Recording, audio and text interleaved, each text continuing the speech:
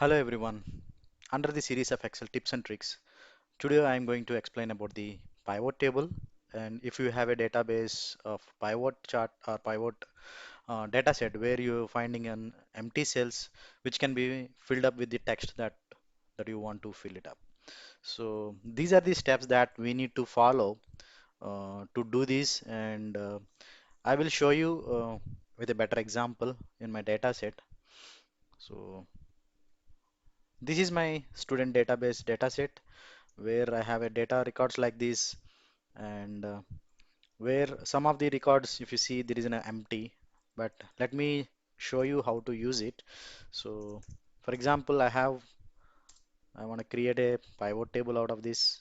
Just click next, and I'm creating this in the existing sheet. I'm just finishing it.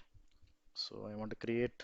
This is my student name, and I want to keep the marks that the person's got.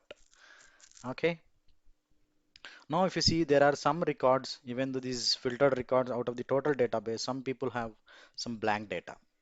So in pivot option is there where that in pivot itself, then you can change this. If you can go to uh, all the empty records can be filled up with the text that you want to.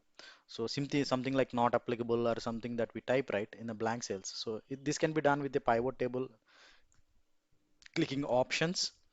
Under the layout and format section, there is something called for empty cells show. Then I'm typing this here, marks not available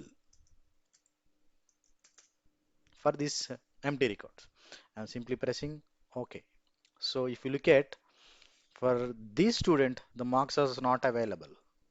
So this student not available. Instead of showing a blank, it's always better that we keep a text over there so it will be filled up with the blank cell with the required text. So hope this feature will be or technique will be useful for you all, and thanks for watching my video.